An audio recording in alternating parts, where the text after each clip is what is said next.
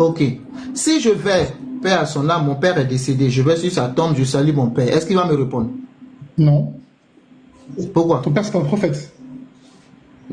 Parce que mon père n'est pas un prophète. Ok. Si Allah remet l'âme de mon père, doucement, si Allah remet l'âme de mon père dans le corps de mon père dans la tombe et que je le salue, est-ce qu'il va me répondre? Est-ce que ton père, c'est un prophète? Allah, c'est spécial qu'il accorde au prophète, non? Donc, c'est une hypothèse. Je vais trouver mon père et Allah remet l'âme de mon père dans son corps et je le salue. Est-ce qu'il va me répondre? Je sais pas, parce que c'est pas écrit dans le hadith qui remet l'âme dans le corps. Tu vois, tu veux pas répondre à ma question. Non, je réponds à ta question. Dans le hadith, est-ce qu'il y a écrit qu'il remet l'âme dans son corps? Est-ce qu'il y a écrit qu'il remet l'âme dans son corps? Non, oui, c'est la même chose. Attends, Chachou, j'arrive. Il y a le pasteur qui parle. Oui, mais t'inquiète pas, pasteur, je finis, pasteur. L'importance de ça, moi je veux savoir, le fait d'aller saluer votre prophète, et tous ces retranscrits, saluer quelqu'un qui est mort, ça vous donne quoi, vous les musulmans, ça vous donne quoi ça? C'est comme, en fait, c'est un bon comportement qu'on doit avoir, et on est récompensé par rapport au bon comportement, parce que c'est une forme de respect que l'on accorde aux personnes qui sont décédées, et qui sont musulmans. Non, je ne parle pas des morts, je parle de votre prophète. Ah, du prophète, oui. Aller le saluer, son âme, et puis son âme revient, ça vous donne quoi, à vous les musulmans? Ça vous donne quoi? C'est un comportement qu'on doit avoir pour honorer le prophète. Ah, ça nous donne quoi? Alors attends, je vais reprendre. Allah nous récompense pour les bons comportements qu'on a. Respecter le prophète et l'honorer, c'est un bon comportement. Donc on est récompensé par un bon comportement. Quelqu'un récompense? Le fait d'aller saluer votre prophète. Ah, ça c'est Allah qui décide, c'est pas moi. Pasteur, je réponds. En fait, quand il salue le prophète, pasteur, en fait, quand il salue le prophète, ça augmente leur bénédiction par rapport à l'au-delà. Tu vois? C'est pour ça, c'est dans leur intérêt. Peut-être qu'il ne le sait pas, c'est dans leur intérêt de saluer le prophète. Non, s'il te plaît, laisse-moi parler. D'accord, parle. Mais t'as dit une chose qui est importante. Non, mais parce que t'as dit un truc qui est vraiment important. Mais tu me laisses même pas terminer. Pourquoi? Non, mais là, tu viens de dire une parenthèse. Tu dis tu ne sais pas. Le pasteur t'a posé la question, tu dis tu ne sais pas. Non, il a dit c'est quoi la... Attendez, s'il vous plaît. Oh, mais vous démutez tout ça. Calmez-vous, c'est moi l'autre qui je vous donne la parole. Je vais lire le commentaire de quelqu'un. C'est pour montrer son amour et sa vénération au prophète. Donc le prophète de l'islam, il est vénéré en islam. C'est ça? Exactement. Parce que si le prophète il est mort, on ne peut pas le saluer. On rentre dans la nécromancie. Vous le saluez et Allah remet son âme. Tu sais c'est quoi le barzak? Tu peux nous expliquer le barzak en islam? Chachou, si tu es au courant. Tu peux nous expliquer ça? Ou pas du coup? Monsieur, excusez, je vais répondre les questions que vous avez posées là.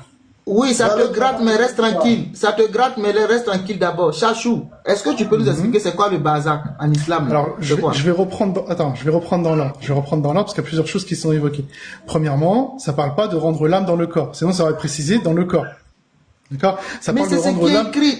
Arrête le jeu de mots. Tu as fait ça avec la gloire. On dit, personne ne me salue sans que Allah ne rende mon âme pour que je le salue. Quand on rend l'âme à une personne là, c'est pourquoi? D'accord. La personne revient en vie. D'accord. C'est ce qui est écrit. Pourquoi tu fais ça? Je ne suis pas arabophone, moi. Ah, je suis pas arabophone. D'accord. Donc le sens des mots, tu ne le connais pas exactement. Donc quand ça parle de retourner l'âme. Ah bah oui, mais attendez, tu veux pas dire le truc il est en arabe de base. Je comprends pas l'arabe, mais je vais te prendre la traduction et je vais dire ah voilà c'est ça le truc. Ok, Chachou, traduis-nous l'arabe, lis-nous en arabe, traduis-nous et explique-nous. On t'écoute. Ça a pas de sens que je te le lise en arabe, je te l'ai déjà dit. Le salam. Non, il faut que tu le lises. Je veux m'assurer que toi-même tu comprends l'arabe. Moi, je veux m'assurer que toi-même tu comprends l'arabe. Non, mais je vais répondre. Mets le texte en arabe. Non. Tu mets le texte en arabe, tu le lis en arabe et tu le traduis en français. Je veux m'assurer que toi-même tu comprends l'arabe. ما من أحد يسلم علي إلا رد الله على روح حية رد عليه السلام. Voilà. Ce que tu fais là, je peux faire pareil. Hein. Tu sais quand je prends le Coran là. Oui. L'arabe en bas, il y a la vocalisation que je peux lire, même si je prononce. Alors c'est quoi? Je te jure sur Dieu que je l'ai lu en arabe. Je te jure sur Dieu que j'ai lu en arabe. Bon, que Dieu me foudroie tout de suite si je l'ai pas lu en arabe. D'accord? Je l'ai lu l'arabe là devant moi. Je l'ai sous les yeux. Il n'y a pas de problème. Je ne te crois pas. Explique-nous maintenant. D'accord. Donc, encore une fois, le sens du hadith ne parle pas de rendre l'âme dans le corps. Il parle de rendre l'âme dans la possession, dans l'utilisation. Parce que là, le prophète sallallahu alayhi wa sallam est mort et son âme, elle est auprès d'Allah.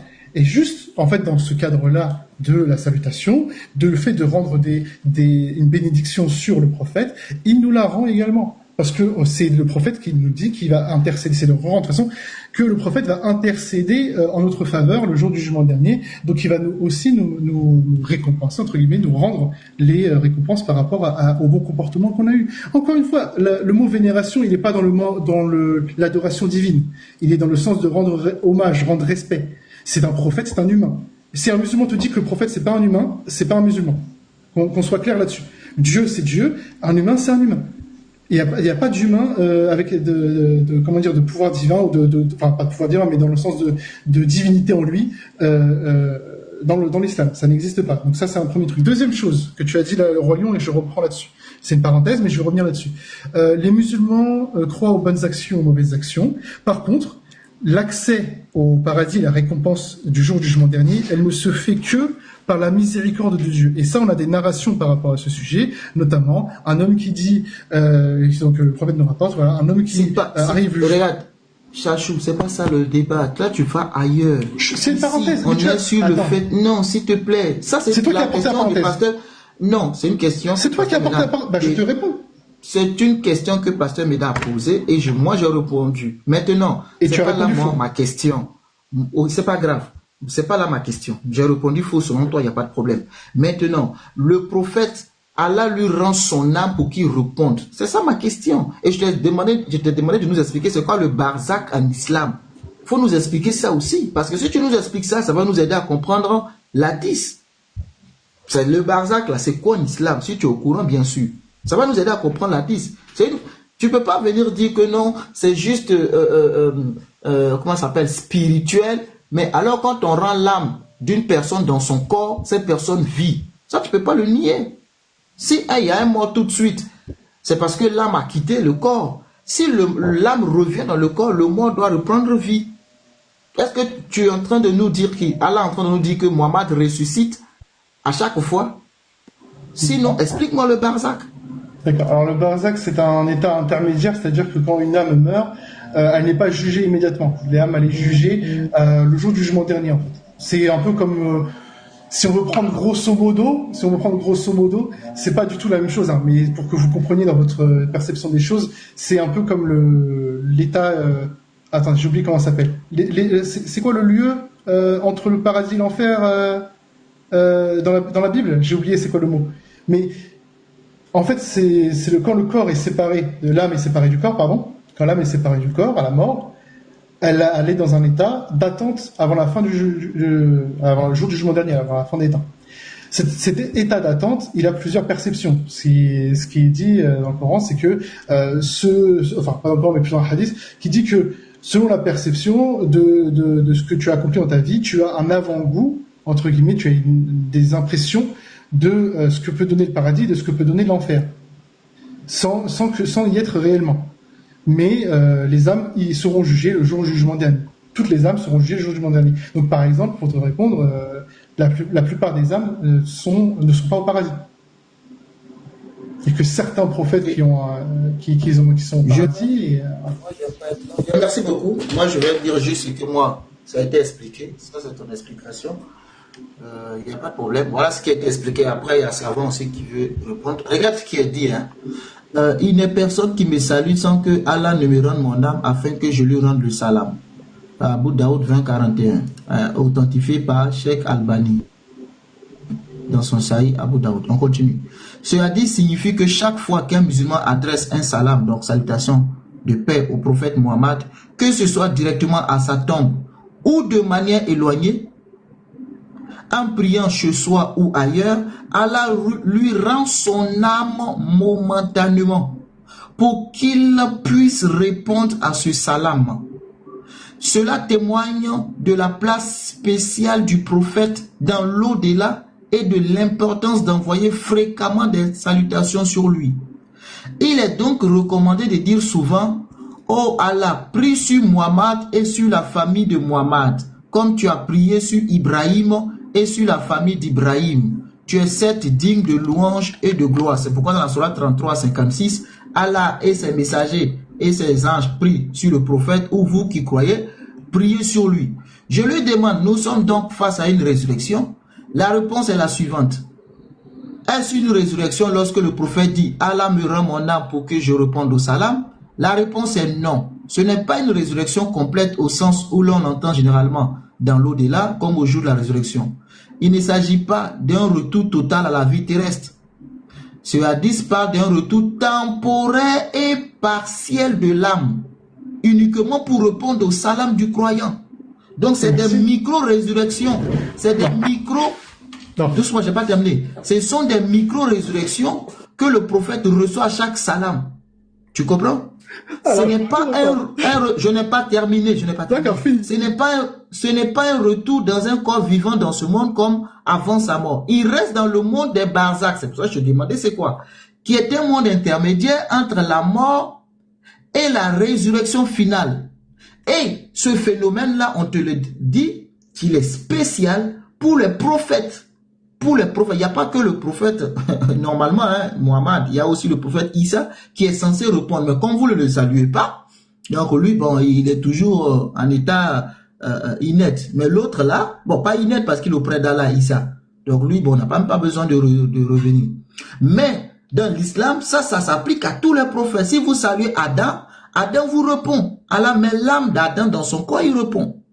Tu comprends? C'est spécial. Si tu n'es pas au courant, vas-y chercher dans tes sources. C'est spécial au prophète. Et on te dit que ça montre l'honneur et la proximité spirituelle du prophète. Parce que les prophètes en islam sont les rapprochés d'Allah. Tu comprends? Avec sa communauté, je n'ai pas terminé. Sois patient. Sois patient, s'il te plaît. Est-ce que j'ai terminé? Juste par point, Royan. J'aime pas qu'on y va. Oui, mais quand tu parles... Si un seul avis, je sais pas. Oui, mais c'est ce que j'ai compris quand tu échanges avec lui. C'est ça. C'est un point même qui n'en vaut pas peut-être la peine. C'est pourquoi il est en train de te couper pour ne même pas que tu termines. Faut attendre qu'il finisse. Mais laisse-moi que je termine. Tu vois, j'étais sur le barzak. Donc, comme je t'explique, qui est un concept fondamental en islam, hein, même si peut-être plusieurs d'entre vous ne le savent pas. On dit, il est très important pour comprendre ce qui se passe après la mort et avant la résurrection finale. Et ça, c'est spécial au prophète. Chaque fois que vous saluez vos 126 000 ou 300 000 prophètes, Allah est censé remettre l'âme de chaque prophète et qui répond. Donc, imaginez-vous un instant que 2 milliards 100, le jour de la Tabaski, parce que vous le saluez tous au même moment, le jour du Ramadan, la prière, vous le saluez tous au même moment. Le prophète va plus dormir, hein. Il va plus dormir, il va se réveiller. Bon, Allah met l'âme, il se réveille. Salam, il redort, salam, il redort, salam, il redort, salam. Mais chaque musulman va les réveiller à un moment donné. Donc je vais chuter là pour qu'il parle parce qu'il est impatient. Donc le mot bazak signifie en arabe barrière, séparation, intervalle. En islam, il désigne le monde intermédiaire entre la vie terrestre et la vie éternelle dans l'au-delà. Donc soit le paradis ou l'enfer. Maintenant, quand est-ce que ça commence le barzak? Au moment de la mort. Tu comprends? La sourate 23, verset 110, écoute, hein, tu peux noter, sourate Al-Mumnin, et derrière eux se trouve un barzak jusqu'au jour où ils seront ressuscités. C'est le monde invisible, c'est le monde où les âmes y vont, et les âmes des croyants reposent dans la paix, dans la lumière et l'agrément d'Allah. Et les âmes des mécréants ou des injustes, ils subissent des souffrances appelées le châtiment de la tombe. Et c'est un monde de conscience. Tu comprends? Mais sans retour possible à la vie. Ça, c'est pour l'ensemble des musulmans. Mais pour les prophètes, eux, ils sont censés répondre à chaque salam que le prophète, qu'un musulman envoie. Moi, je te posais la question matériellement, comment ça s'est fait? Tu dis c'est spirituel. Alors que quand l'âme d'une personne revient en elle, elle reprend vie. Je vais t'écouter. Faut ne pas être là. D'accord. Donc du coup, tu l'as dit toi-même. C'est toi qui l'as dit, Royan. Tu l'as dit toi-même. Est-ce que c'est une résurrection, une forme de résurrection? Non. Voilà. T'as répondu à ta question. C'est pas une forme de résurrection. Voilà. Donc, tu donnes raison à c'est toi qui l'as dit. Parce que quand j'ai dit, non, moi je suis honnête dans les échanges, hein, c'est écrit, ce n'est pas une forme de résolution complète, mais on dit c'est partiel et temporaire. Tu comprends bien le français. C'est pas complète. Par exemple, Jésus, devant la tombe de Lazare, dit Lazare sort. Lazare est sorti de la tombe. C'est fini, c'est total, c'est complète la résurrection. Si c'était Mohamed, le roi, le texte même que tu as lu tout à l'heure, quand on parle de résurrection passée, ça veut dire quoi? En réalité, tous les musulmans attendent la résurrection d'Allah. Ça veut dire que le prophète n'est pas encore ressuscité. Donc ça veut dire que c'est la résurrection finale dont on parle ici. Mais ici, on parle également d'une autre forme de résurrection dans la dite en question. Tu vois, non, c'est ce qu'on appelle la résurrection partielle. Voilà. Mais donc lui, il veut faire quoi? Il veut confondre. Non, c'est ce que je dis. Non, il y a résurrection. Lui, il veut s'attarder peut-être sur un point qu'il a mal compris pour t'attribuer ça, quoi. Donc, il faut bien l'écouter, puis aller pas à pas avec lui, sinon il va mélanger tes dits. Ah non, moi, je relis, on dit c'est résurrection temporaire et partielle de l'âme, uniquement pour répondre. Comme je prenais l'exemple de Lazare, Lazare est sorti de la tombe, il allait faire sa vie. Or, Mohamed, lui, il sort, il te répond à toi, Chachou, et il retourne. La gloire vient le saluer, il sort, il répond, et il retourne. Donc, c'est des résurrections partielles, ce n'est pas total, c'est des micro-résurrections. Est-ce qu'il y a résurrection? Oui. Donc, vous êtes en train de, soit vous acceptez que c'est la négromancie, vous priez les morts, puisque le prophète, il est mort. Et si c'est le cas, vous démontrez que l'islam est dans le faux. Donc, tu es obligé de rejoindre la gloire en devenant coraniste. Donc, je t'écoute. Passer la salutation, est-ce que ça veut dire prier? Est-ce qu'on prie, on dit Mohammed accomplit ça pour moi, Mohammed aide-moi? Est-ce qu'on dit ça? Salutation, c'est pas prière. Ah, d'accord. Donc il n'y a pas d'adoration d'un humain, mais que mort ou vivant, d'une tombe ou d'une autre, il n'y a pas d'adoration dans cette histoire-là. On parle de salutation. Non, attends, merci. Tu dis que vous ne demandez pas, mais pourquoi vous faites la salam à Mahomet? Pourquoi? Quel est l'objectif de la salam? Alors, il veut fuir. Non, mais subhanallah, dès que je réponds... Chachou, est-ce qu'en islam, il est autorisé de parler avec des morts? De parler avec des morts. Qu'est-ce que tu entends par parler? Oui, de saluer des morts. De saluer des morts. Est-ce qu'ils sont autorisés? De saluer des morts en leur passant le salam? Oui. Sors-nous la source. Sors-nous la source. D'accord. De coup, on part sur l'autre sujet, on est d'accord ou pas? Ah non, on est dans le même sujet. Sur la résurrection de ton prophète, les micro-résurrections. Si c'est interdit, le prophète est-il mort, oui ou non? Si c'est autorisé, donne-nous la source. Et je ne me mute pas jamais. Bon, déjà, pour commencer, il n'y a pas d'adoration d'humain. Ne commencez pas à dire on adore le prophète, c'est pas le cas. On le révère dans le sens de son rôle de prophète, on lui l'honore dans son rôle de prophète, et on demande aussi son intercession parce que c'est Allah qui nous dit qui va intercéder pour nous dans le jour du jugement dernier. C'est juste ça. Et l'exemple du Barzakh, c'était le purgatoire. C'est ça que je donnais comme exemple. Si c'est le concept le plus proche que vous avez en... Ouais, merci DMC, ça faisait du bruit. C'est le concept le plus proche que vous avez dans la chrétienté, c'est le purgatoire. Alors du coup, je sais pas, il faut vraiment là, c'est bien parce qu'en fait vous me faites chercher toutes les sources que j'ai vues il y a longtemps, mais c'est bien. Tu prends le purgatoire, même si c'est un concept auquel je crois pas, qui est enseigné dans d'autres communautés. Même le principe du purgatoire, c'est pas ce qui est expliqué ici, parce que ici là, que ce soit les croyants et les mécréants, on est tous dans le même lieu. Et tu sais très bien que le mécréant, sa destination finale, c'est l'enfer. Or, le principe du purgatoire de ceux qui l'enseignent, c'est pour que finalement on puisse laver définitivement leurs péchés pour qu'ils rejoignent le paradis. Ils n'iront pas en enfer, ceux qui passent par le purgatoire. Donc ta comparaison tombe à l'eau, ça ne marche pas. Donc le barzakh, c'est que les morts et les vivants, les croyants et les non-croyants sont dans le même lieu. Mais Allah permet seulement aux prophètes de pouvoir répondre. Le temps que tu trouves ta source. Donc je t'écoute pour ta source. Encore une fois, Royan, j'ai dit c'est le concept le plus proche, le concept le plus proche, c'est le purgatoire. Ça veut pas dire que c'est exactement la même chose. Tu comprends la nuance. Et donc, le hadith de Sahih Muslim, 974b. Attends, je vais le chercher. Sahih Muslim 974b. Ok. Juste si vous saluez les morts. Sinon, moi je veux juste, si vous saluez les morts, moi je m'arrête là, mon débat il s'arrête là. Donc ce que vous faites c'est normal. Vous avez le droit de saluer les morts. C'est juste ce que je cherche. Voilà.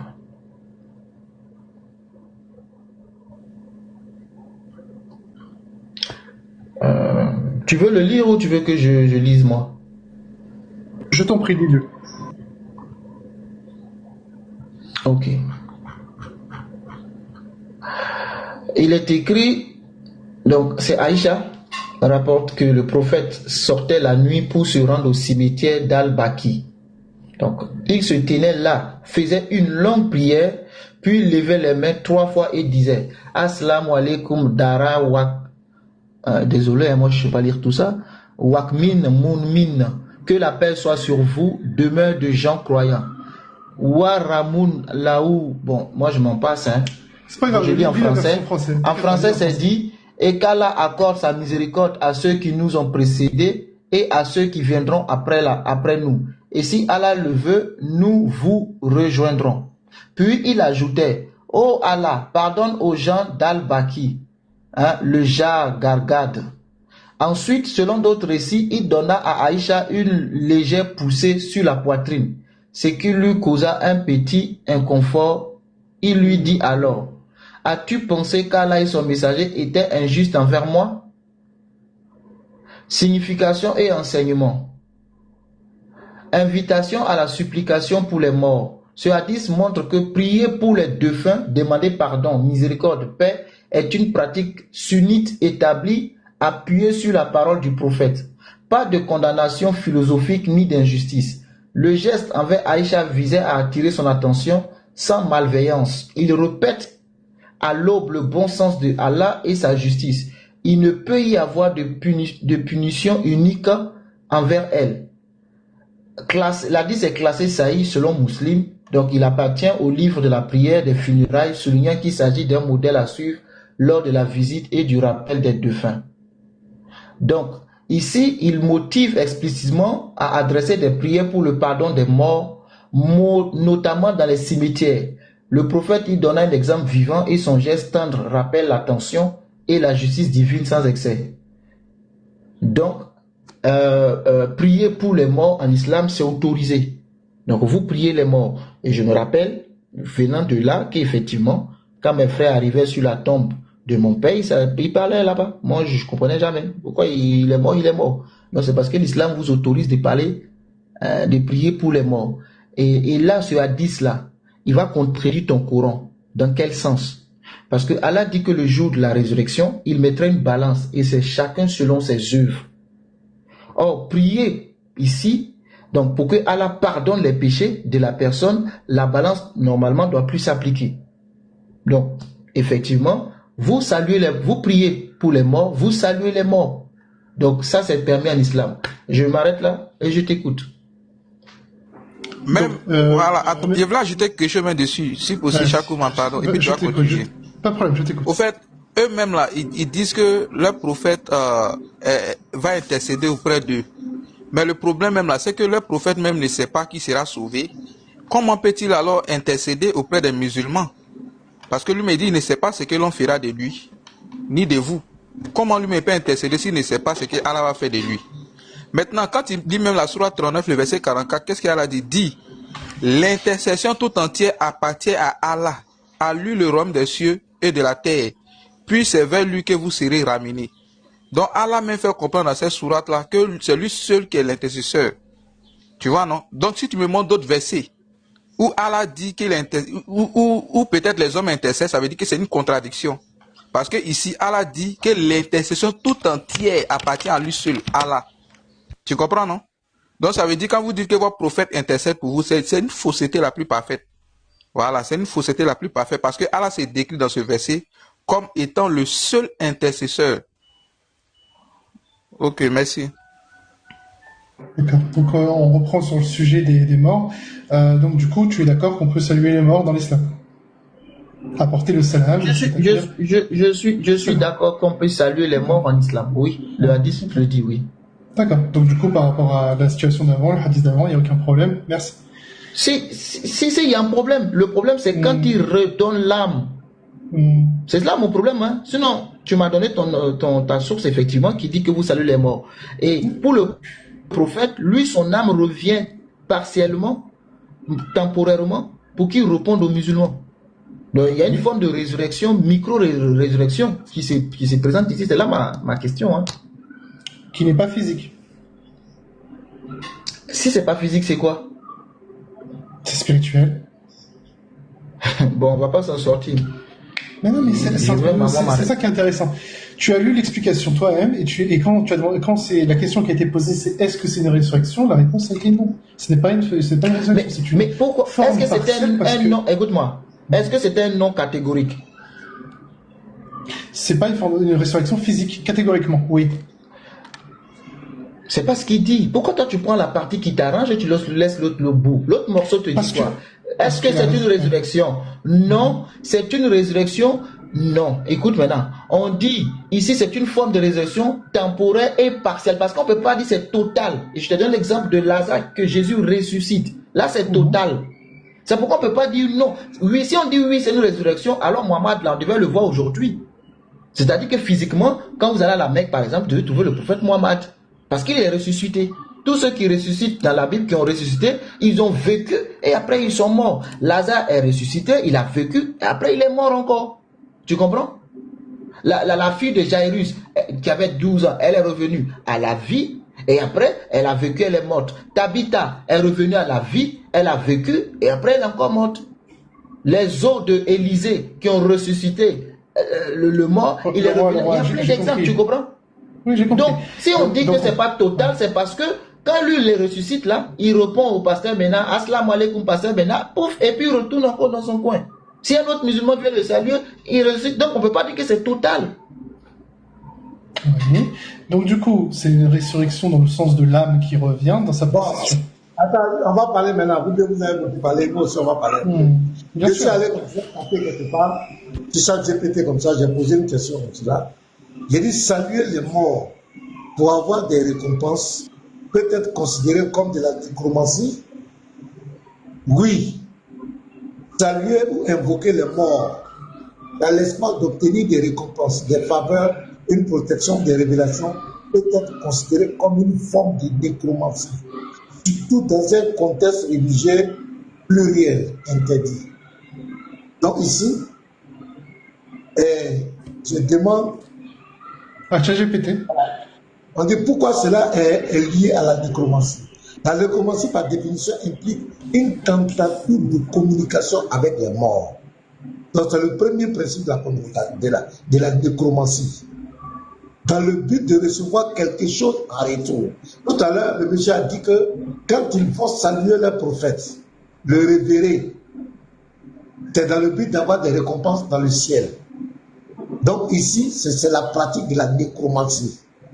Parce qu'à la limite, moi je crois que si Dieu, je vais demander des récompenses à Dieu, je n'ai pas besoin de venir saluer le cadavre, la mort de Dieu. Non, Pasteur Ménard, oui. Lui il a dit non, hein. Lui il dit non, qu'ils n'ont pas de récompense. C'est moi qui ai dit oui et il a voulu me contredire. Sinon lui il dit non, en fait, il ne reçoit pas de récompense. C'est moi qui lui ai dit oui, vous recevez. Non, et il a voulu me contredire. Roland, j'ai pas dit ça, Roland, j'ai pas dit ça. Le pasteur, il dit quelque chose qui est un peu plus correct, mais je vais revenir sur ce qu'il dit. Je te laisse terminer, pasteur. J'ai lu un verset de la Bible. Regarde par exemple ce que Dieu dit. Lévitique 20, le verset 6. Lévitique 20, verset 6.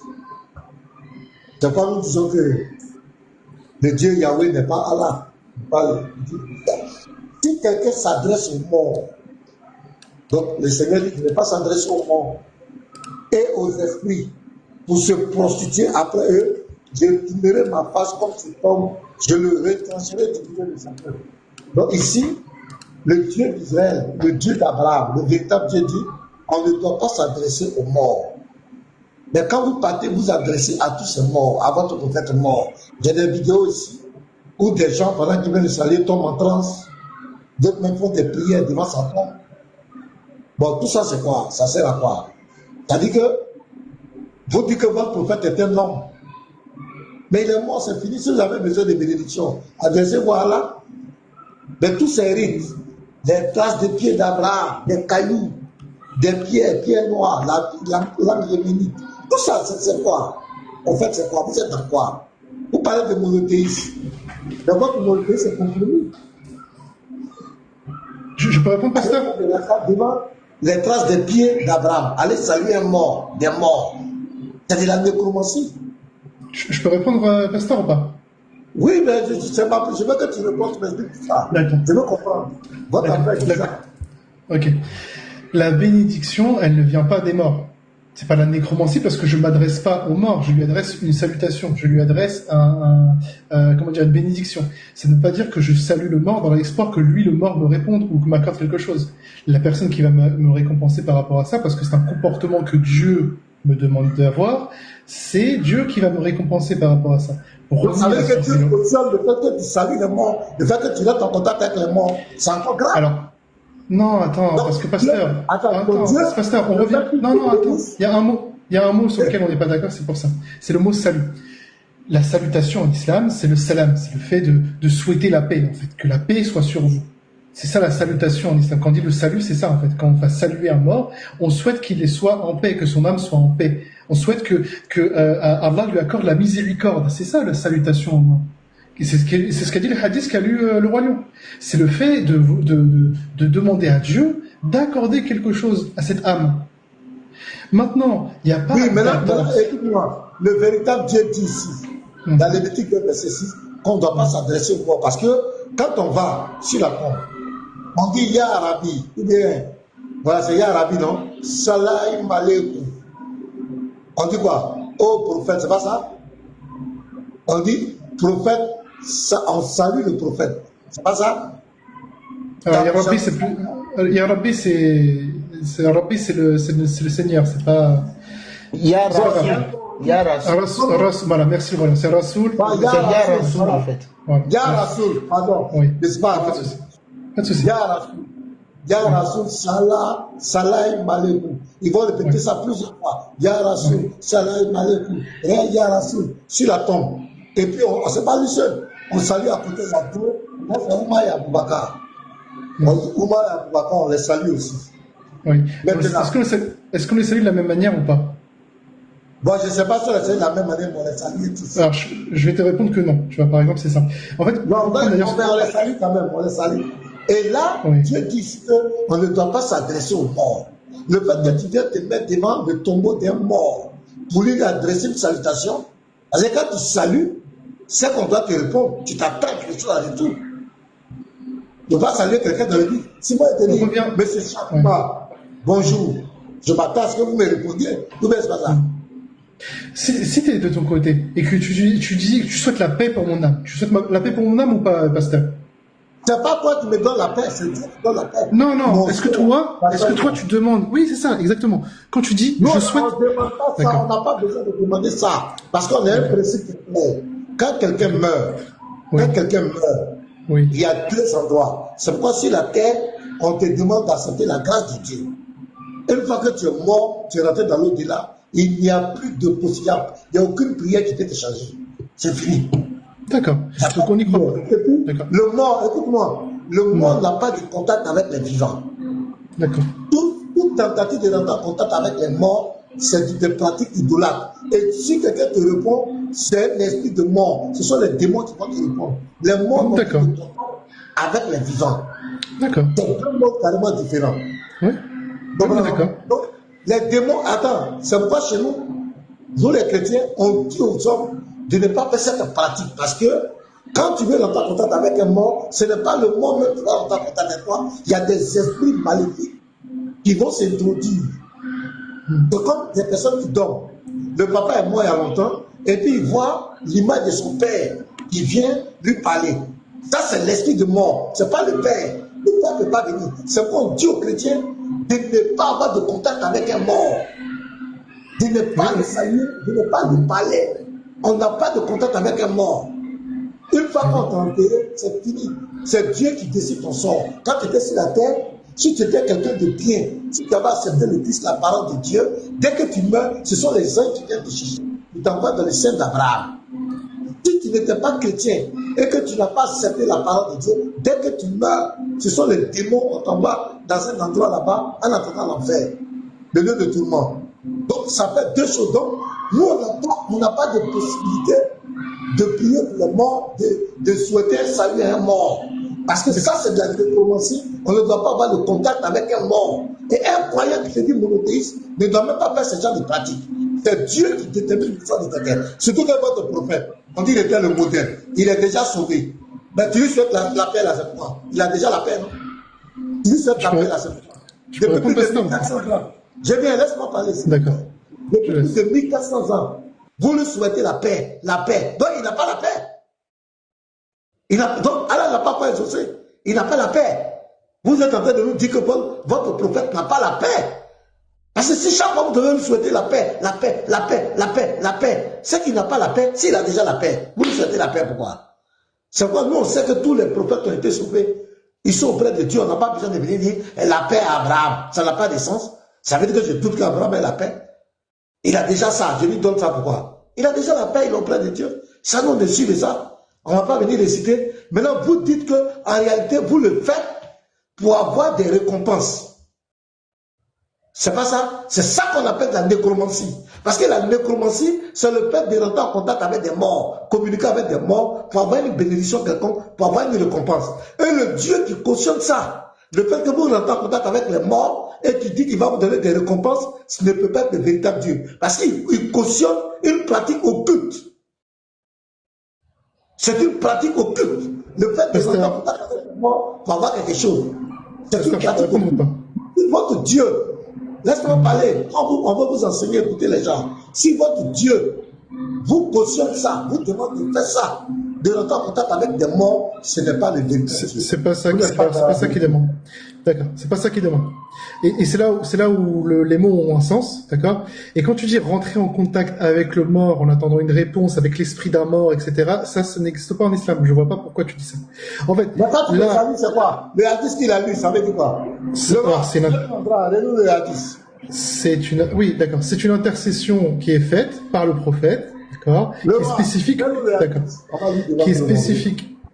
Non, mais on en a déjà parlé, qui est spécifique au prophète, d'accord. Il l'a dit lui-même. C'est pas moi qui l'ai dit, c'est lui qui l'a dit lui-même, d'accord.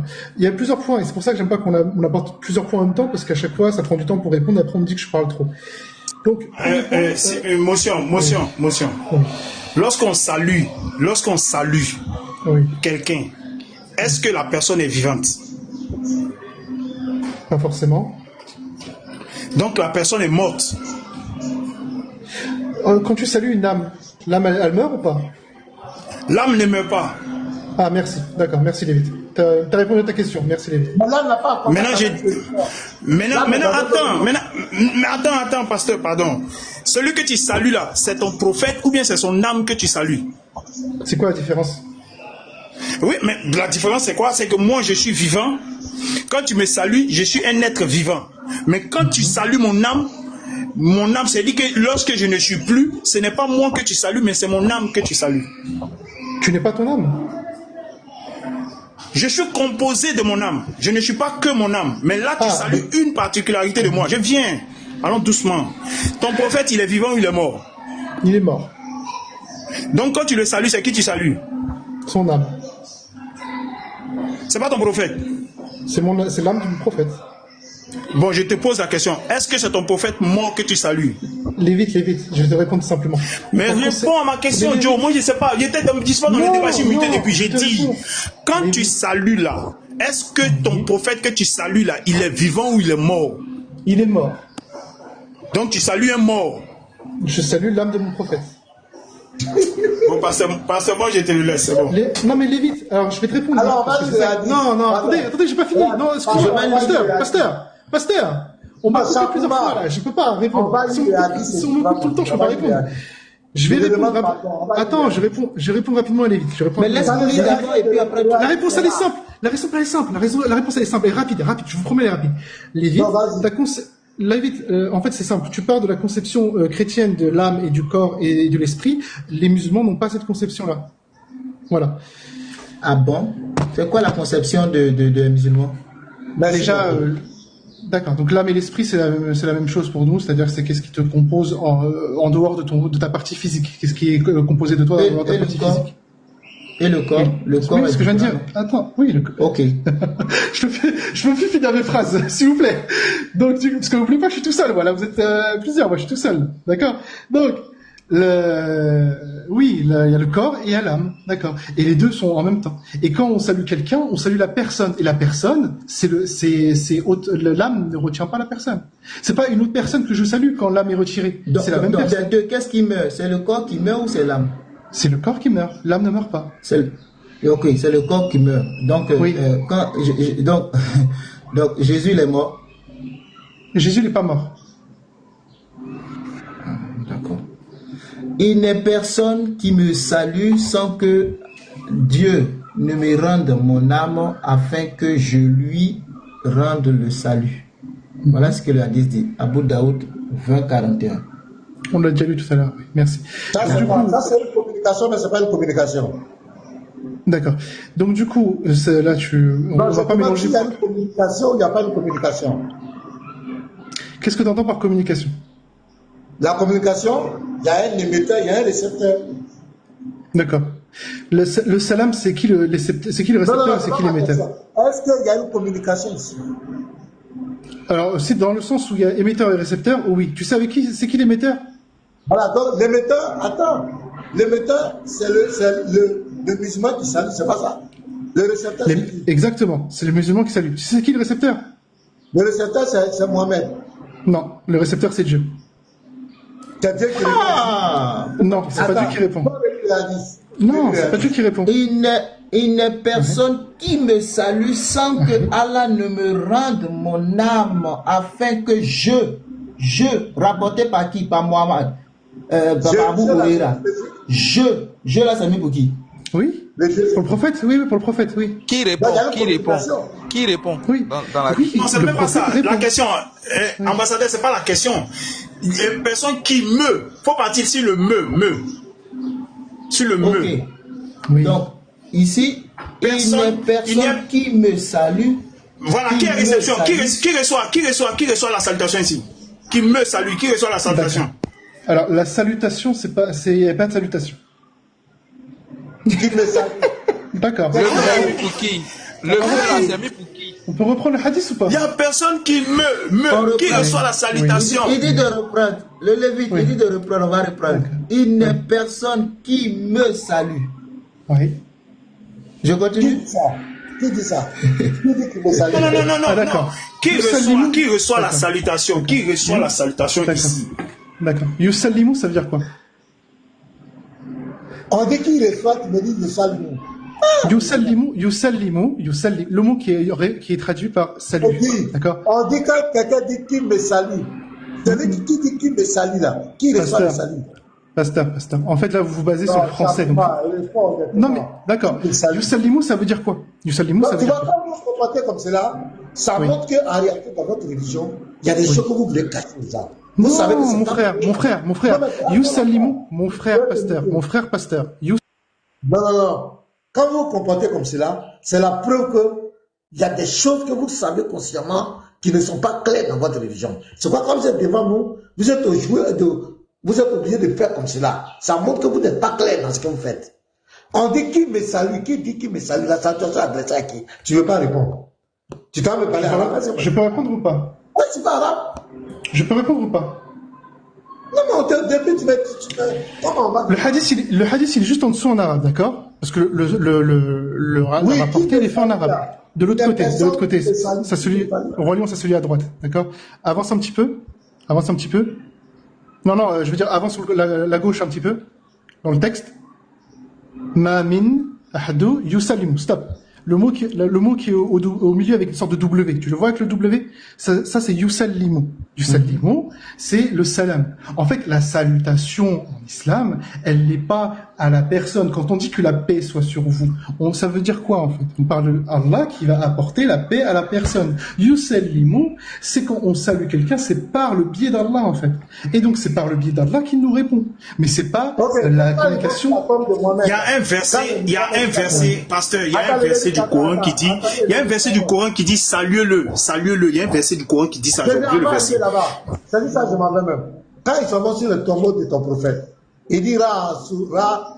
Ya Rasoul. Salam aleikum. Il s'adresse à qui? Que la paix soit sur toi, prophète. Donc il s'adresse à qui? Il s'adresse à qui? Au prophète, que la paix d'Allah soit sur toi. Le prophète mort, il est mort, bien il est vivant. Il est mort, son âme, il parle à son âme. Ya Rasoul. Oui. Il s'adresse à un mort ou à un vivant. Il s'adresse à l'âme. Non, je ne parle pas de quelle partie de son corps. Il s'adresse à un mort ou à un vivant. Il s'adresse à l'âme, pas au corps. Il s'adresse à l'âme. Ben, il est mort, le prophète est mort, mais il n'est pas mort. Mais pasteur, encore une fois, je le répète, parce que j'ai dit tout à l'heure, mais tu vas répondre à ça. Pasteur, je réponds. Pasteur, je réponds. Est-ce que ton prophète est mort? Est-ce que ton prophète est mort? Pasteur. Non, est-ce que Mohamed est mort? Oui, pasteur. Oui, pasteur. Mon prophète, il est mort, mon pasteur. Pasteur, mon frère, pasteur. Il est mort. Mon frère, pasteur. Attends. Tu dis le prophète est mort, il est dans sa tombe.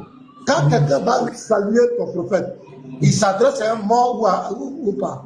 Il s'adresse à un mort. Mais si, c'est la nécromancie, le fait de s'adresser à un mort. Non, c'est pas ça. La communication. Ah. Non, regarde. Non, regarde, t'as changé le mot. T'as dit, est-ce qu'il salue le mort ou est-ce qu'il communique avec? La communication, c'est dans les deux sens. On est d'accord ou pas? D'accord. Moi, est-ce que j'attends que le corps du prophète se réveille et me salue? Non, c'est pas ça le truc. Non, mais voilà le hadith qui dit. Le hadith dit que quand tu le salues là. Oui, Yusallimu. Oh, mais oui, pasteur. Attends, je vais te montrer la communication. Oui, vas-y, pasteur. Vas-y. Il n'est personne. Moi, on va lire. Qui me salue. Donc, on dit, attends, allons doucement. Donc, ici, on fait quoi? Ya Rasoul, salam aleikum. Donc, la personne a fait. Maintenant, on va voir la suite. Qui maintenant, sans que Dieu ne me rende mon âme, afin que je lui rende le salut. Il y a une communication, mais il n'y a pas une communication. Excuse-moi, pasteur, tu vas me faire rire parce que c'est dire un truc, mais c'est pas grave. Excuse-moi. Non, mais j'ai répondu, pasteur. Pasteur, en fait, c'est ça qui est compliqué. Est-ce que Mohamed répond à la salutation ou pas? Est-ce qu'il répond à l'âme? C'est-à-dire qu'est-ce qu'il demande à Dieu de apporter la paix à la personne? Oui. Non, j'ai dit, est-ce qu'il répond? Il dit... Tu te bases sur le français, sur l'interprétation en français, d'accord? Si tu veux avoir le sens réel des mots, tu peux pas te baser que sur le français. En français, il y a un problème. Donc, dans le texte français, il y a un problème, c'est ça. Oui. C'est pas qu'il y a un problème. C'est-à-dire que toi qui veux... Pasteur, soit tu veux être minutieux...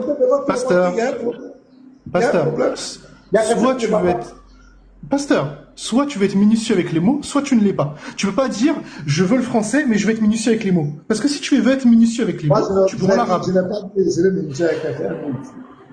Attends, bah non, vous êtes en train de prendre mot à mot. Le fait d'adresser des prières, d'aller saluer un mort pour avoir une quelconque bénédiction, bien une récompense, quelque chose, c'est de la nécromancie. De la part de qui? Et chez nous, les chrétiens, de la part de qui? Totalement proscrit. Notre bénédiction ne dépend pas des prières des morts, des saluer des morts. Si on a besoin de quelque chose, on s'adresse à notre Créateur directement. Seigneur, j'ai besoin de ça. Seigneur, pour aller au ciel, je n'ai pas besoin d'aller prier pour un mort. Pour aller vraiment je n'ai pas besoin d'aller saluer des morts. Qui t'a dit? C'est clair. D'accord. C'est quoi? On est d'accord, parce qu'on dit la même chose, pasteur. À aucun moment. Oui, on dit la même chose, pasteur. Quand je donne le salam, c'est-à-dire que je demande à Dieu de donner la paix à une âme, à un mort, parce physiquement il est mort, mais c'est son âme qui va être jugée. Donc je lui demande d'apporter la paix et la bénédiction, parce que c'est la manière dont Dieu nous demande d'être, en fait. Ensuite, à partir de là, il n'y a pas de je n'attends rien du mort, j'attends de Allah. Mais je n'attends rien du mort. Et j'attends de Allah dans sa miséricorde. Pas dans... Mais Allah cautionne que tu parles le mort. Il cautionne que tu parles le mort. D'accord. Je n'attends rien du mort. Je n'attends rien du mort. Le mort ne va pas accomplir les prières. Bon, c'est Allah. Mais il dit il n'attend rien. Pasteur, ce qu'il dit est faux. Ce qu'il dit est faux. Il dit il n'attend rien du mort. Pourtant, dans le hadith, on dit que le prophète va lui rendre la salutation. On dit rendre.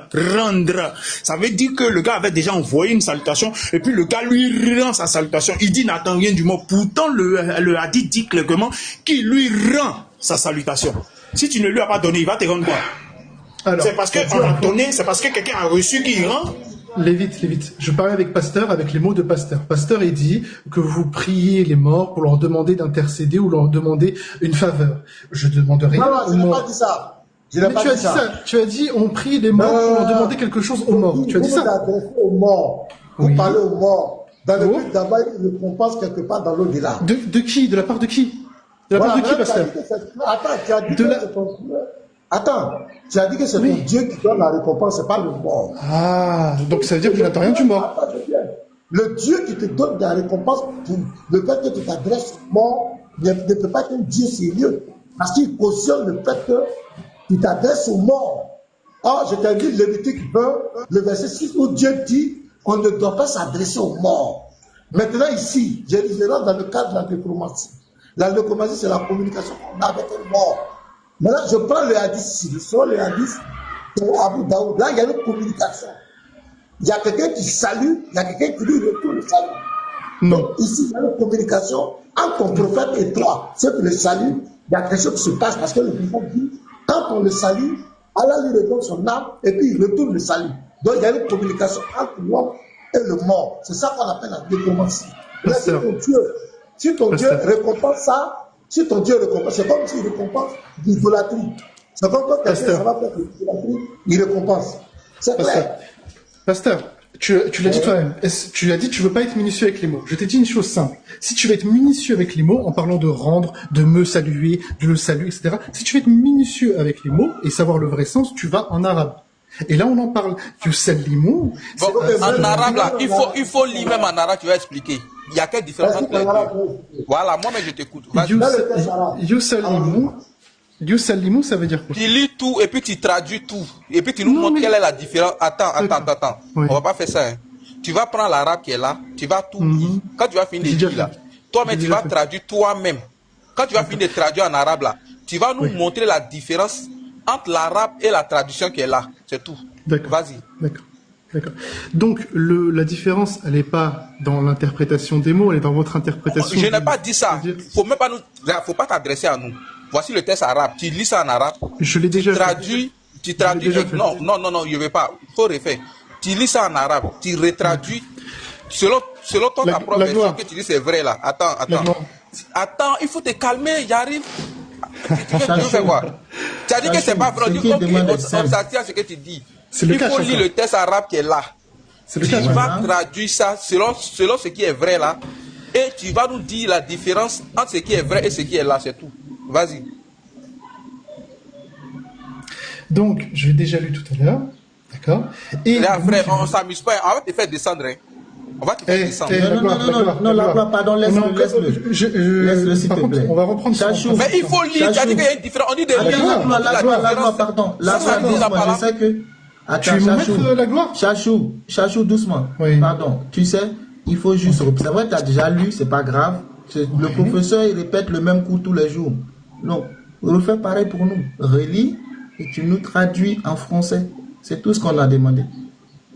Vas-y, on t'écoute.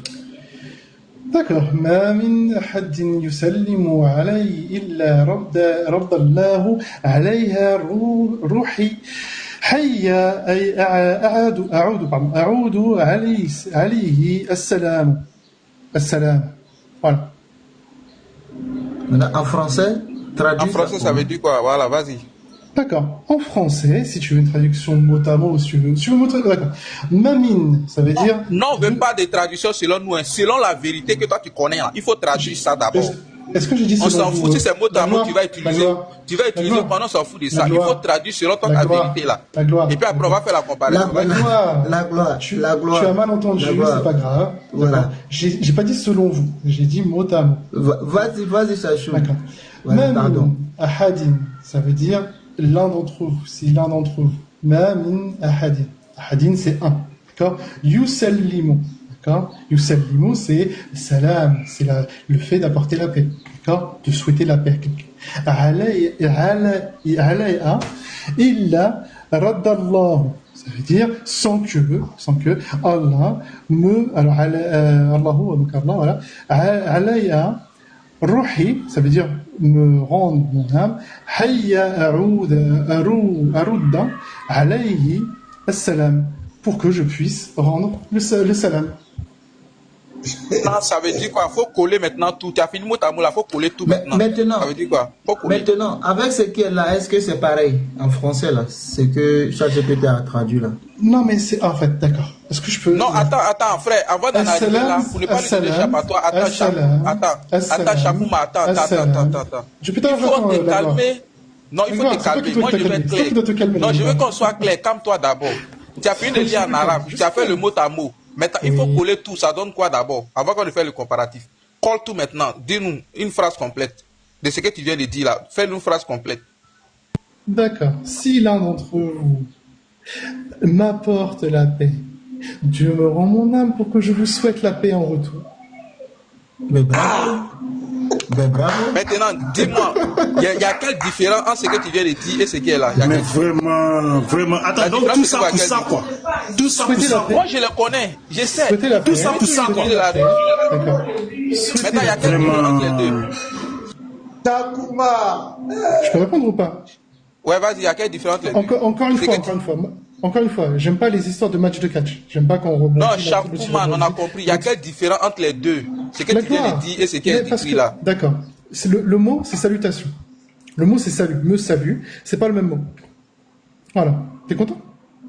Quel mot? C'est quel mot? Remplace avec le tien. Remplace avec le tien. Donc, le salut. Attends, Chachou. Faut remplacer avec le tien qui est vrai là. Donc on va relire et ce qui est faux, on remplace. Donc il est personne. Mais j'ai répondu tout à l'heure. Qui me souhaite la paix. Vas-y, reprends. D'accord. Qui me souhaite la paix. Oui. Ouais. Sans que Dieu me rende mon âme et que je lui souhaite la paix en retour. Donc il y a une communication. Non. Ok, il dit attendez. Il souhaite le musulman souhaite la paix à qui? Le musulman souhaite la paix à qui? Voilà. Quand je dis je souhaite la paix à qui? D'accord. Quand je dis je souhaite la paix à quelqu'un, je te réponds, Lévi. Calme-toi. Lévi, tu es tendu. Quand je souhaite la paix à quelqu'un, ça veut dire quoi? Assalamu alaikum. J'ai dit, le musulman souhaite la paix à qui? On va avancer, pardon. À la personne en face de moi. Je souhaite la paix pour toi. Dans ce verset, dans ce hadith, il souhaite la paix à qui? Je souhaite la paix au prophète. Ok, quand tu souhaites la paix au prophète, le prophète, il te rend quoi? Il te rend quoi en retour? Il me souhaite la paix en retour. C'est une communication entre toi et le prophète ou pas? Non. Bon, ok, faites-le descendre. Il y a des gens, moi, je joue pas ça. Faites-le descendre. Lévi, tu vas se calmer. Encore une fois, Lévi, je sais pas, va te promener, va boire un verre d'eau. Tu as peut-être très chaud, je sais pas. Mais Lévi, non, attends, le royaume. Doucement,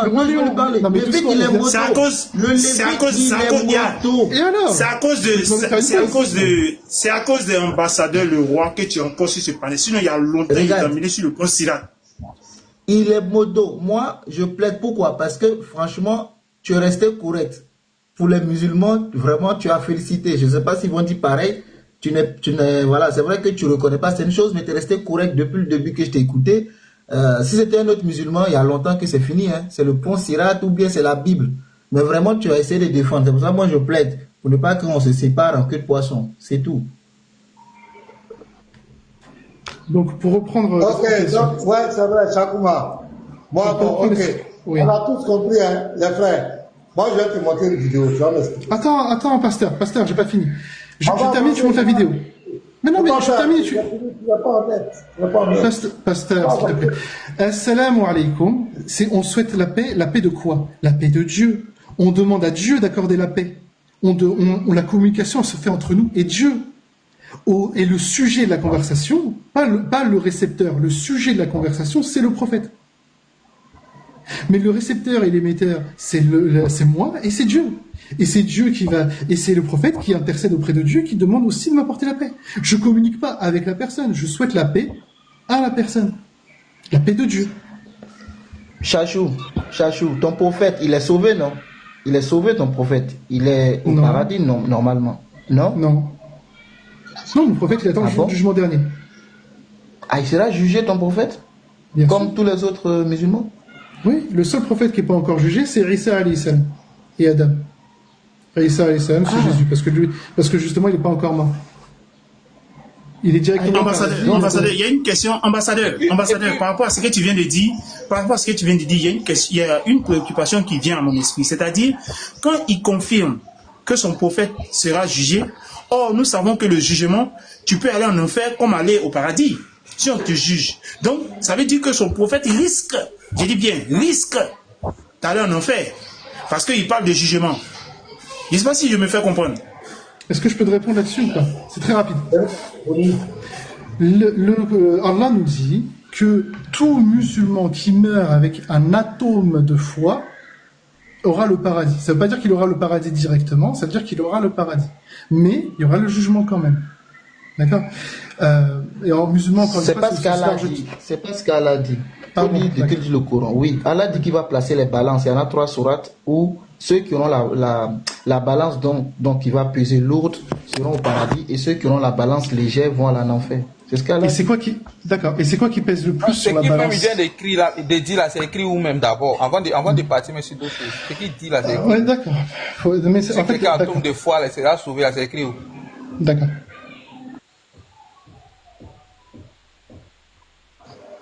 Ok, les frères, ce dossier-là, c'est déjà clos.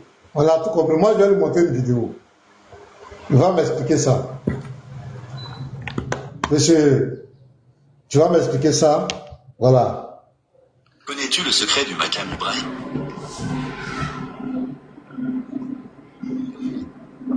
On n'entend pas, pasteur, on n'entend pas. Il préserve par la Je suis désolé, on n'entend rien, pasteur, on n'entend rien.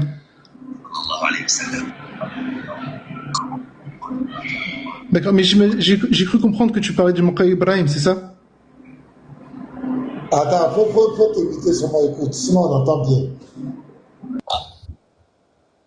Attends. Encore plus sur les lieux sacrés de l'islam. Connais-tu le secret du Makam Ibrahim? C'est la pierre sur laquelle le prophète Ibrahim alayhi salam s'est tenu pour élever les murs de la Kaaba. Ses empreintes sont encore visibles aujourd'hui, préservées par la volonté d'Allah. Derrière ce Makam, nous accomplissons 2 unités de prière après le tawaf, comme l'a enseigné le prophète sallallahu alayhi wa sallam. Donc il dit, là où les traces d'Abraham, selon vous, les traces, attends, je vais montrer les traces des pieds d'Abraham. Vous allez voir un peu, c'est quand même extraordinaire. Abraham n'était pas n'importe qui, c'était un géant.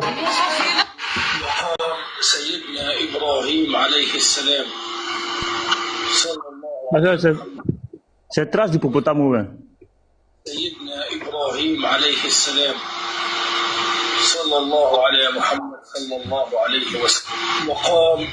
parce que...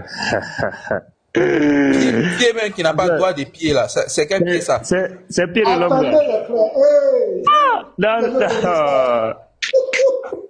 Attendez.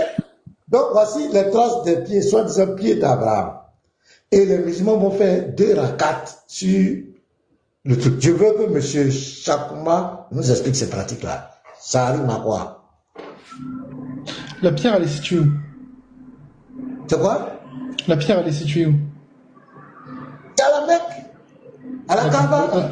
Ah, à la Kaaba, d'accord. C'est quoi le point de focalisation des musulmans durant la prière?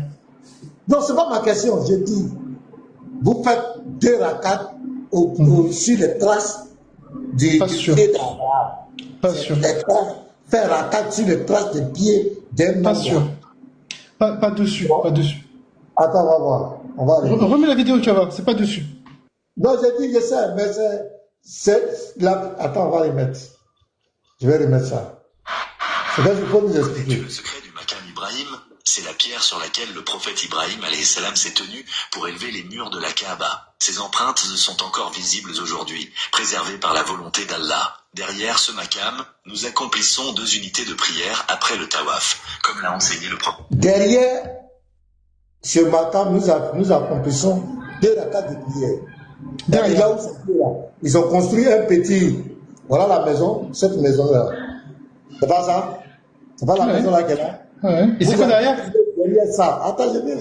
Vous priez derrière comme cela. Ce truc-là, vous faites 2 rakats là. Pourquoi? Explique-moi. D'accord. Alors, déjà, remonte la photo? Remonte la photo. Merci. C'est quoi derrière? C'est quoi le truc noir derrière, là? Le bâtiment derrière, c'est quoi? C'est quoi le bâtiment derrière? Ah, d'accord. Donc, si je prie derrière cette station, là où il y a les traces de pieds d'Abraham, et que je prie derrière, je prie dans quelle direction? Non, explique-moi, je comprends pas, explique-moi. On prie, d'accord. La question, elle est simple. En fait, bon, c'est... il y a une différence quand même. Non, est-ce que quand même, dit devant tout le monde, il y a une différence entre la Kaaba et la petite maisonnette là, non? Oui. Ils sont différents. Oui. Ils sont différents, non? Oui. Au moins. Attends, on m'entend pas? Je suis mute? J'ai dit oui, pasteur. Ok, oui, c'est différent. Donc, ils sont différents. Ok, donc on t'écoute. Oui. D'accord. Donc, c'est de se positionner derrière cette station et en direction de la Kaaba, et c'est de prier. C'est un exemple que nous a donné le prophète sallallahu alayhi wa sallam dans les étapes du Hajj. Mais on prie toujours en direction de la Kaaba. Non, en fait, c'est dans l'esprit. Alors, le pourquoi?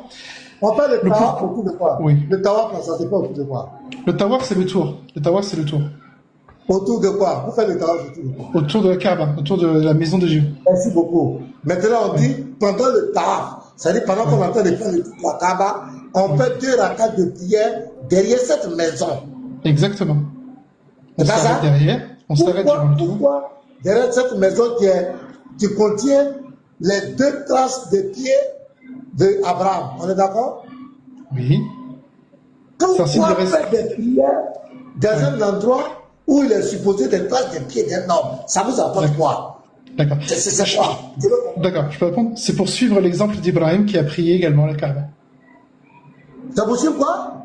L'exemple d'Abraham, pardon. C'est pour l'exemple d'Abraham. Donc, il faut mettre une maisonnette là, un objet, et se mettre derrière pour suivre l'exemple d'Abraham.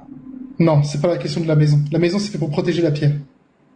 Le petit bâtiment que tu trouves, c'est pour protéger la pierre, en fait. C'est juste pour protéger la pierre. Pour protéger la pierre. Maintenant, pour suivre l'exemple d'Abraham, il faut forcément que vous vous mettez derrière cette maisonnette. Derrière cette pierre, oui. Et qu'on prie en direction de la Kaaba. Pourquoi vous mettez là-bas? C'est pourquoi? Alors, pasteur. Tous les gestes qu'Abraham a fait, vous devez les reproduire physiquement, quoi. Non, on ne va pas faire tous les gestes. C'est durant. Voilà. Pourquoi les traces, c'est seulement ces traces de pied? Pourquoi c'est derrière ces traces de pied que vous partez prier? Parce que c'est Allah qui nous le dit dans le verset 122 de la sourate 2. 125, pardon, de la sourate 2.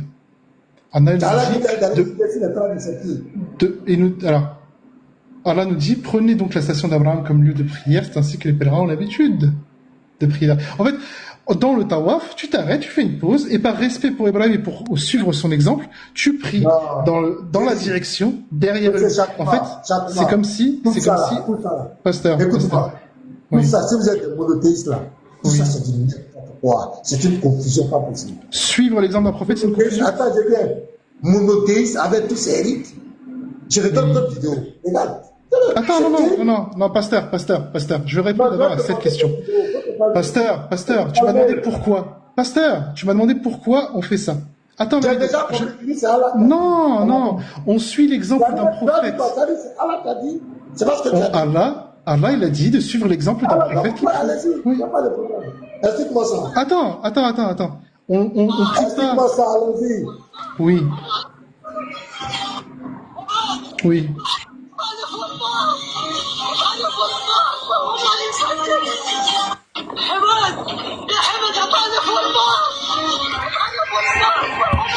Monothéiste, trace de pied, prière. Voilà encore la pierre yéménite, un caillou.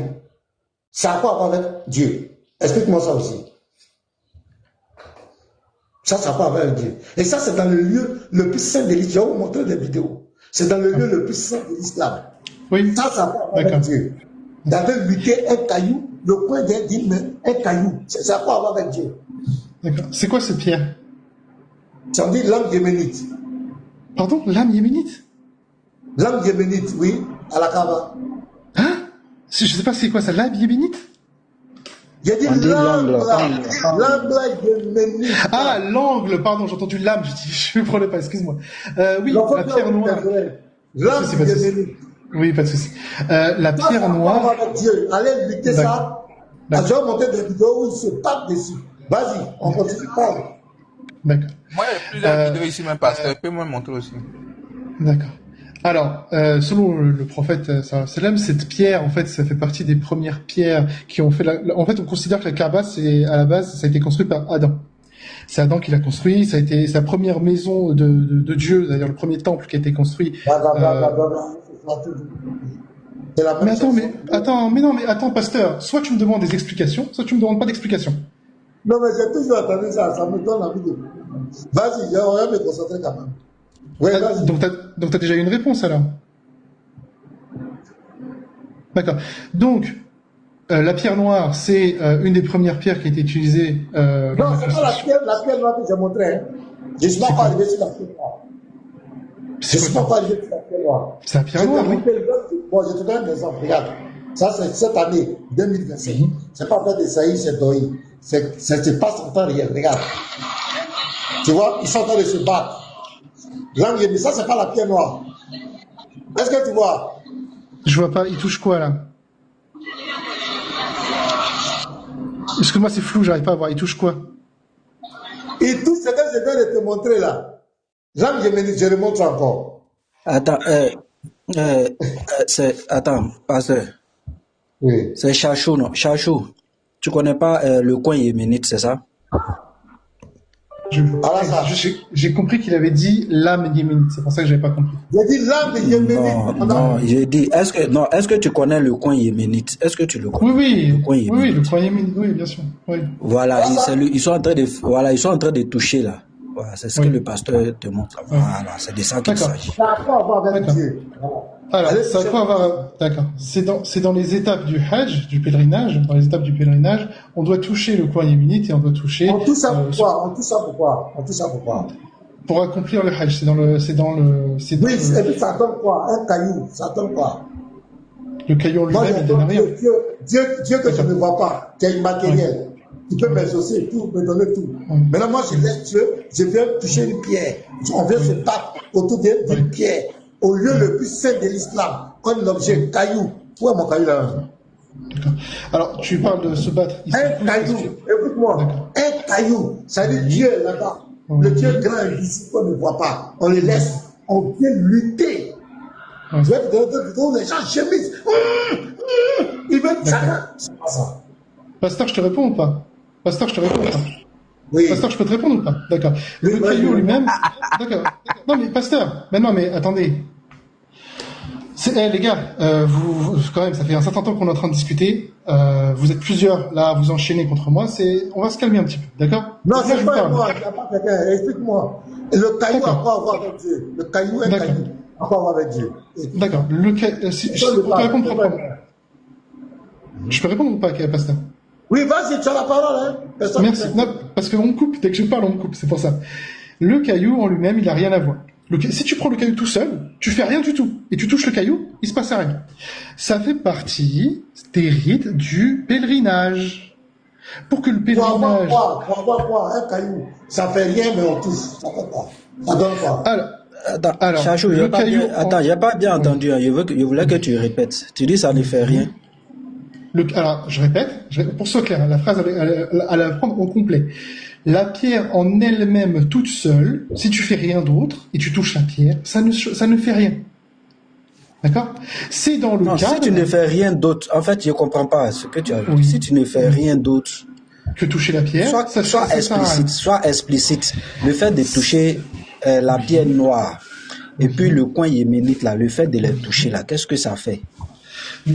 Quel apport ça, quelle influence ça sur les croyants? Si tu ne fais rien d'autre, encore une fois, si tu ne fais rien d'autre, ça ne sert à rien. C'est dans la pratique du Hajj, c'est dans l'accomplissement du pèlerinage. En accomplissant les différentes étapes du pèlerinage, dans l'exemple du prophète sallam qui nous a donné. Excuse-moi de te couper. Excuse-moi de te couper. Voilà, je peux pas. Excuse-moi. Excuse-moi. Vraiment, excuse-moi. Laisse-le finir. Non, il a dit quelque chose. Je veux bien entendre. Il dit que si on ne fait rien, c'est-à-dire que si on ne fait rien d'autre, la pierre n'apporte rien. C'est ce que j'ai entendu ou bien c'est pas ce que j'ai entendu? C'est tout. Je veux qu'il reprenne parce qu'il semble dire que c'est la pierre qui fait quelque chose. Donc je veux comprendre mieux, s'il vous plaît. Donc je réponds. On dit qu'on le coupe. Donc laissez-le aller jusqu'au bout. Après on va avancer. Moi je vais donc je répète. Le coin yéménite et la pierre noire en elle-même, si tu les prends sans rien faire d'autre, et si tu les touches sans rien faire d'autre... Les deux traces de pied d'Abraham aussi, ça fait 3. Oui. En fait, c'est très simple. Alors, c'est très simple. Je vais reprendre depuis le début. Vous êtes en train de parler du pèlerinage. Le pèlerinage, il a un cadre, il a des étapes précises, d'accord, qui doivent être accomplies. Il y a certaines choses qui sont non obligatoires et il y a certaines choses qui sont obligatoires, d'accord. Comme par exemple, tu sais quoi, toucher la pierre, c'est pas obligatoire. Toucher le coin yéménite, c'est pas obligatoire. Par contre, dans la tradition du prophète sallam, le fait qu'il ait touché la pierre et qu'il ait touché le coin yéménite dans les étapes du pèlerinage, on recommande de le faire. Voilà. C'est pour accomplir les différentes étapes du pèlerinage. Mais en elle-même... Ça a quoi à voir avec Dieu? Le pèlerinage...